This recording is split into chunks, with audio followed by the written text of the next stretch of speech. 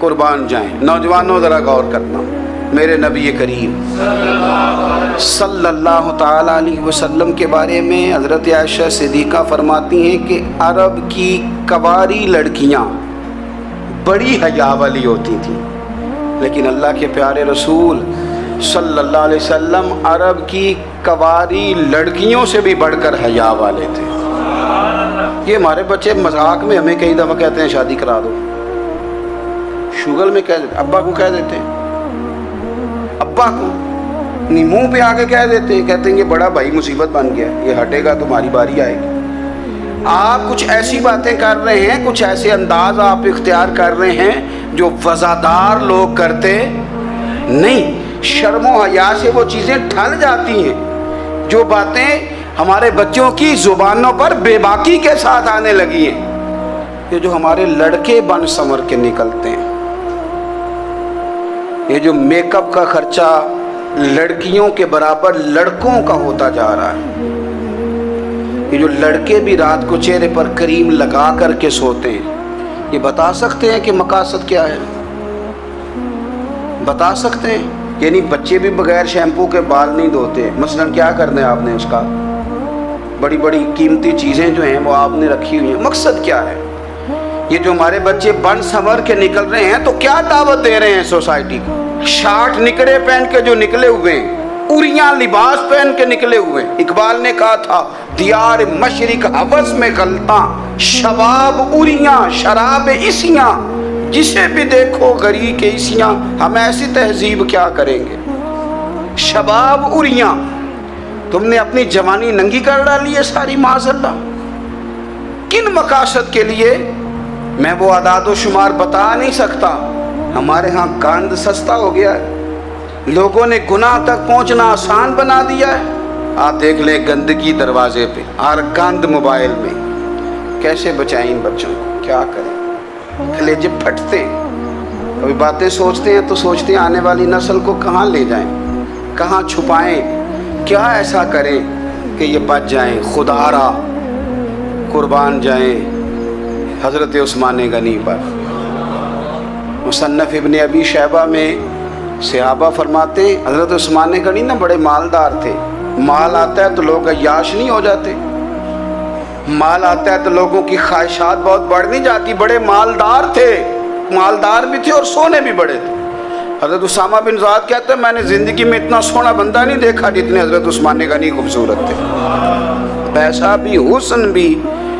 لیکن فرماتے ہیں کہ حضرت عثمان غنی سب سے بڑھ کر اپنی شرمگاہ کی حفاظت کرنے والے اور سب سے بڑھ کر صلہ رحمی کرنے والے، رشتہ داروں سے اچھا سلوک کرنے والے، حیا والے، شرم والے، پاکیزگی والے۔ آپ کا ذہن ہے، آپ صبح اٹھتے ہی ذہن بنا لیں کہ میں نے آج اتنا سبق پڑھنا ہے، آج اتنی تفسیر دیکھنی ہے، اتنی عبادت کرنی ہے، فلانی نعت میں نے دیکھنی ہے، فلاں خیر کا کام کرنا ہے، فلاں آدمی کے ساتھ نیکی کرنی ہے۔ صبح ذہن بنا لیں، آپ کا ذہن وہی کام کرنے لگے گا۔ لیکن اگر صبح اٹھتے ہی ذہن میں گندگی ہے، رات کو سوتے ہی معاذ اللہ ذہن میں وسوسے ہیں، تو پھر سارا دن وہی چکی چلے گی، وہی انداز رہے گا۔ تھوڑا سا آپ کو اس کی نگرانی کرنی ہے، تھوڑا سا۔ فحاشی، عریانی یہ تیزی سے پھیل رہی ہے، تیزی سے گندگی لوگ کشید کر کے لاتے ہیں۔ اور حیا کا مطلب صرف اتنا ہی نہیں ہے آپ زنا اور بدکاری سے بچیں، آپ اپنی زبان کو بھی حیا والا بنائیں۔ کوئی کچا کمزور جملہ، گندی بات، گالی کبھی بھی زبان پہ نہ آئے، آپ کا انداز حیا والا ہو۔ بے باک ہو جانا، بے باک بولنا، میں باریکی سے اس بات کو سمجھتا ہوں، اور میں آپ کو بہت ساری بزرگوں کے ارشادات کا نچوڑ عرض کرنے لگا ہوں۔ آپ اپنا ذہن صاف کر لیں، آپ کے بہت سارے کام ویسے ہی صحیح ہو جائیں گے، چونکہ ہمارے دین کے اندر زیادہ اجر نیتوں اور ارادوں پہ ملتا ہے۔ آپ کے جو اندر کی پاکیزگی ہے وہ بہت سارا فضل لاتی ہے اللہ کا، اور اگر دل ہی نہ پاک ہو، ذہن ہی نہ پاک ہو، تو وہ خیر کی چیزیں کس طرح کر کے داخل ہوں گی؟ نوجوان میری بات پر توجہ کریں۔ فرمایا وہ لوگ جو اپنی شرمگاہ کی والذین ہم لفروجہم حافظون، وہ لوگ جو اپنی شرمگاہ کی حفاظت کرتے ہیں۔ حضور غوث پاک رضی اللہ تعالیٰ عنہ فرمایا کرتے تھے، دو چیزیں انسان اپنی سنبھال لینا، ایک پیٹ اور ایک شرمگاہ، تو فرماتے تھے ولایت اس کے بڑی قریب آ جاتی۔ ہم نہ ان لذات میں الجھ جاتے ہیں۔ سیانے بندے روٹی کمر سیدھی کرنے کے لیے کھانی چاہیے، زبان کے ذائقے کے لیے نہیں کھانی چاہیے۔ یہ زبان کا ذائقہ لگ جائے یہ کہیں کا نہیں چھوڑتا انسان۔ اپنی شرمگاہ کی جو لوگ حفاظت کر لیتے ہیں، کوئی بڑے سے بڑا گناہ کرنے سے بھی بندہ کافر نہیں ہوتا، بندہ کفر کرنے سے کافر ہوتا ہے۔ گناہ بڑے سے بڑا کرنے والا بھی گناہ گار ہے، کافر نہیں۔ لیکن بعض گناہ ایسے ہیں جو جس وقت بندہ کر رہا ہوتا ہے اس وقت وہ مومن نہیں ہوتا۔ میرے نبی کریم صلی اللہ تعالیٰ علیہ وسلم نے فرمایا، جب کوئی شرابی شراب پیتا ہے اس وقت مومن نہیں ہوتا۔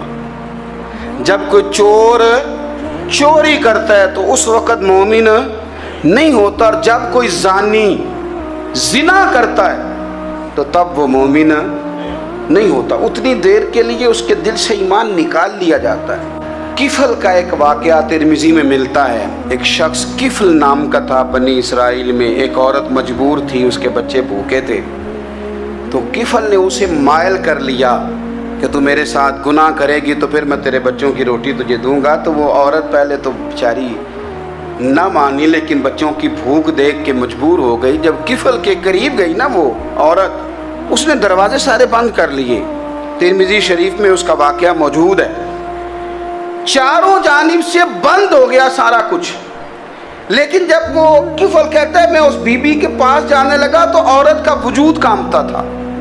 جس بندے کو گناہ کی طرف جاتے اس کی طبیعت میں ہیجان پیدا ہو تو معنی یہ ہے کہ ابھی ذہن پورا غلیظ نہیں ہوا، ابھی طبیعت پوری گندی نہیں ہوئی، ابھی ایمان کی بہت ساری قسمیں موجود ہیں، عورت کا وجود کانپتا ہے۔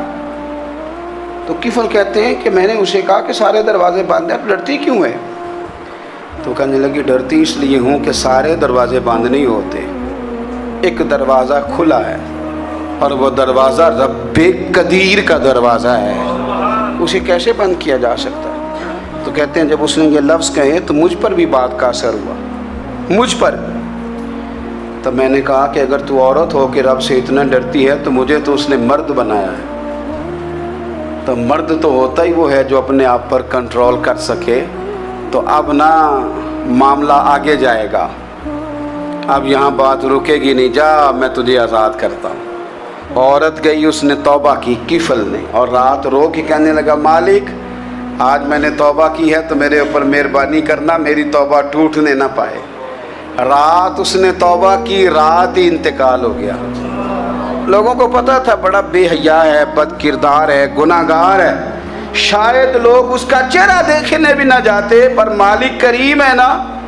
حضور فرماتے ہیں سویرے اس کے دروازے پہ لکھ دیا اللہ نے، لوگوں رب نے کفل کے سارے گناہ معاف کر دیے ہیں، اس کے دروازے پہ لکھ دیا گیا۔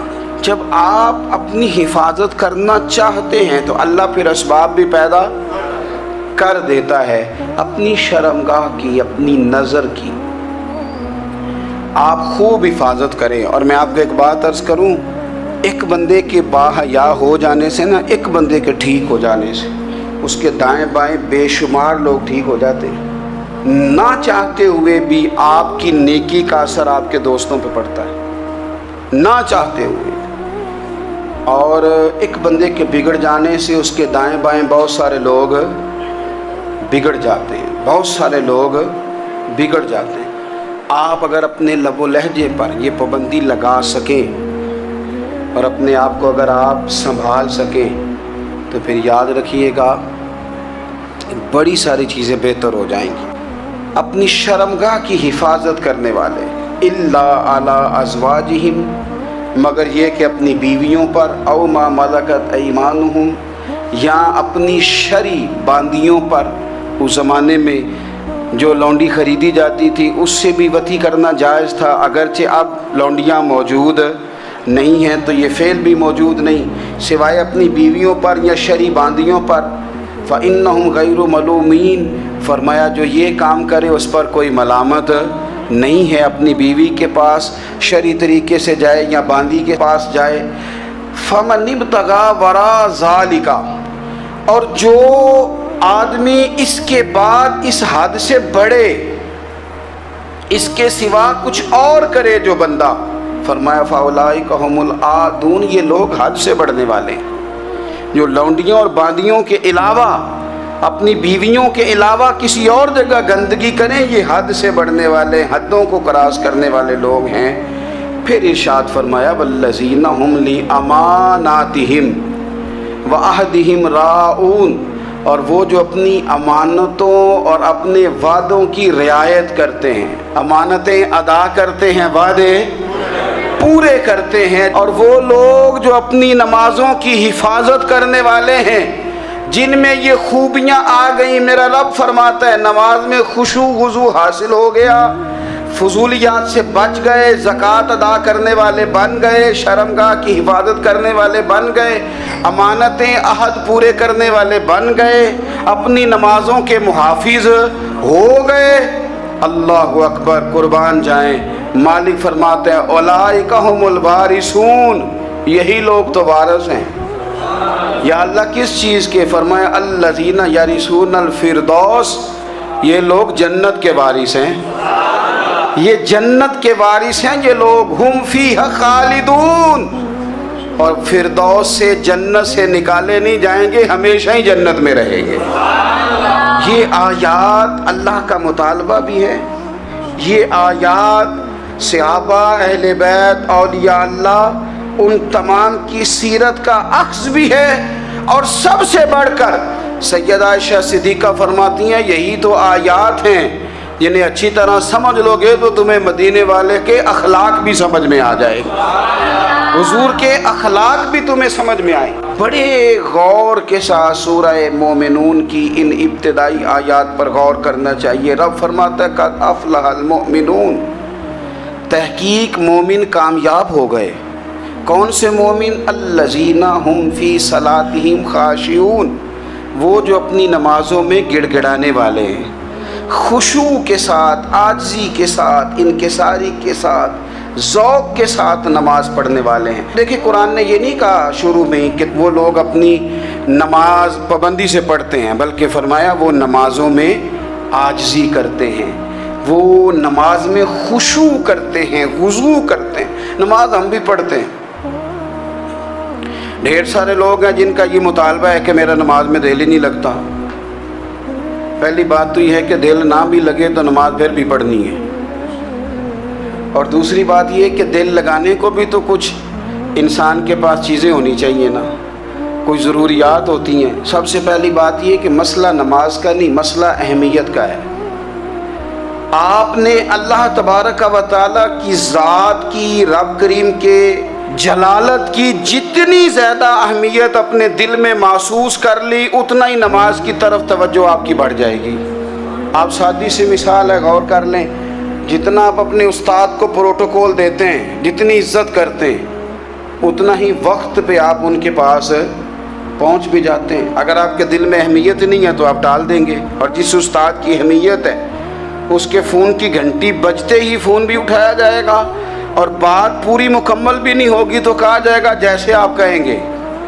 और जो वक्त वो देंगे उनसे 10 मिनट पहले पहुंचने की कोशिश भी की जाएगी। बस समझ लें दिल लगने ना लगने का मसला नहीं, अहमियत का मसला है।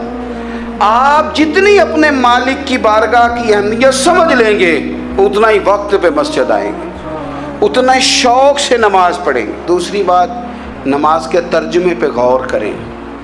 आप यकीन करें अगर नमाज का तर्जुमा हमें आ जाए ना तो हमें तो यूँ लगे कि हम तो अपने मालिक की बारगाह में अर्ज़ो मारूज़ करने हाजिर हुए।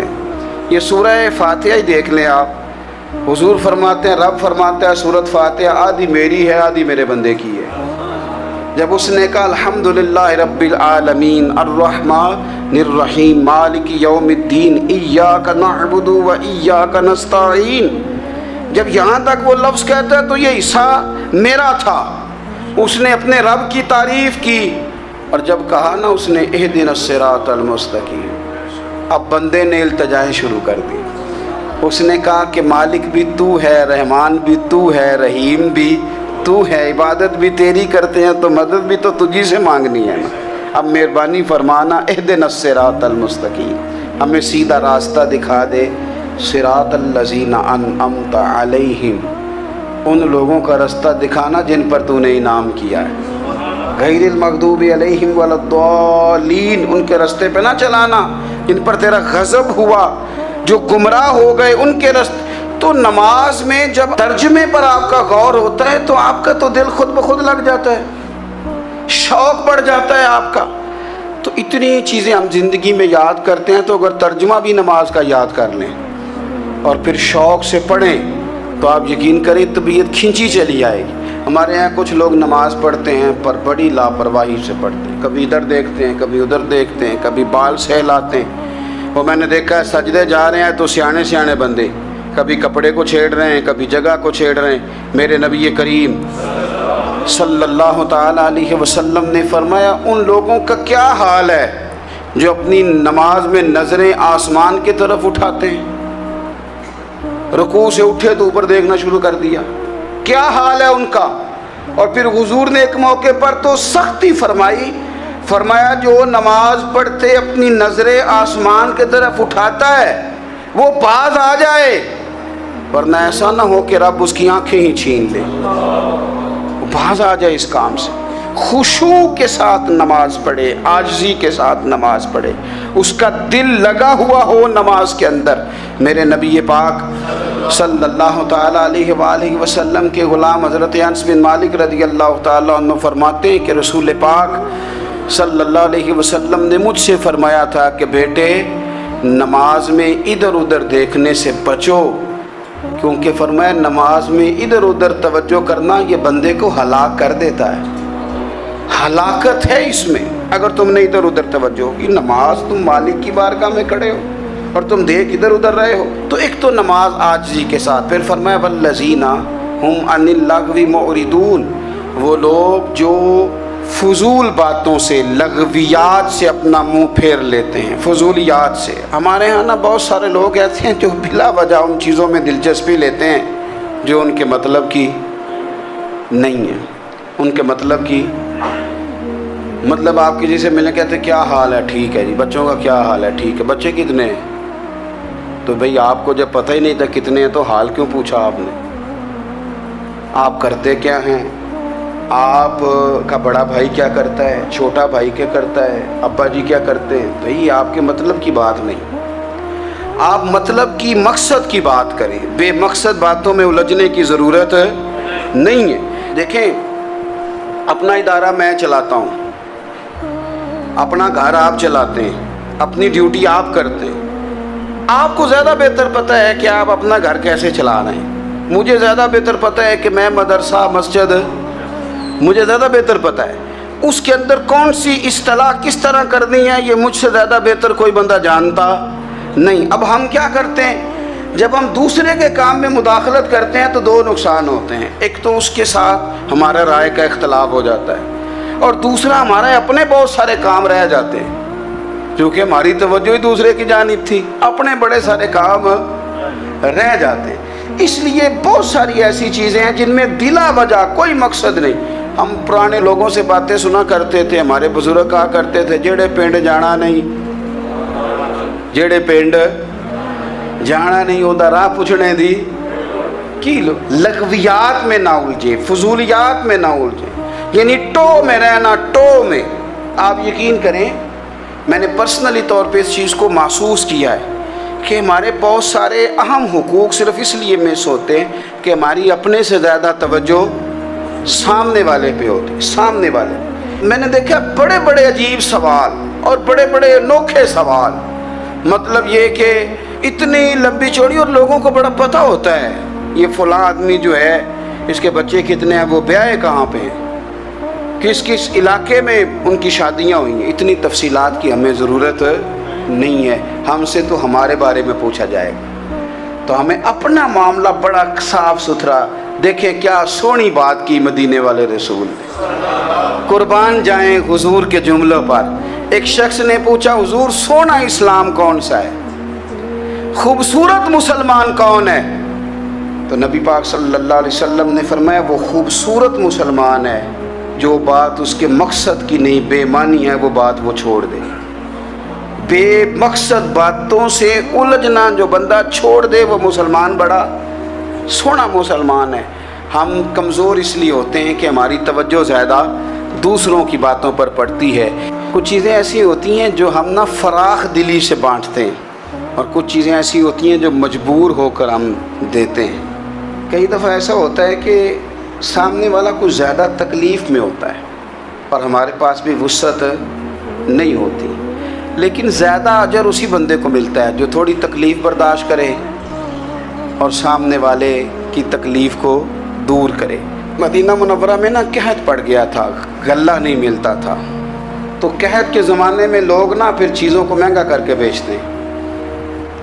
ہمارے ہاں ایک طرف چینی کی لائنیں لگی ہوتی ہیں اور دوسری دفعہ چھاپا پڑتا ہے، پورے کے پورے گودام بھرے ہوئے نکل آتے ہیں، لوگ مصنوعی قلت پیدا کر دیتے ہیں۔ حضرت عمر فاروق رضی اللہ تعالیٰ عنہ کے زمانہ نور میں قحط پڑ گیا تھا، گندم کا دانہ اس طرح ہو گیا تھا جس طرح سونا ہے۔ سیدنا عثمان غنی رضی اللہ تعالیٰ عنہ کے نا بہت سارے اونٹ غلے کے بھرے ہوئے مصر سے آئے، اور لگتا یوں ہے کہ وہ شخص آپ ہی کو غلہ دیتا تھا، کسی اور کو دیتا بھی نہیں تھا، جو اونٹ بھر کے اس نے لیے۔ تو مدینہ منورہ کے اندر جب وہ مال پہنچا نا، آپ کو بتانا یہ چاہ رہا ہوں کہ ساری تجارت بندوں سے نہیں کرنی چاہیے، کچھ اللہ سے بھی کرنی چاہیے۔ رب سے جو بندہ تجارت کرتا ہے وہ بڑا کامیاب ہوتا ہے۔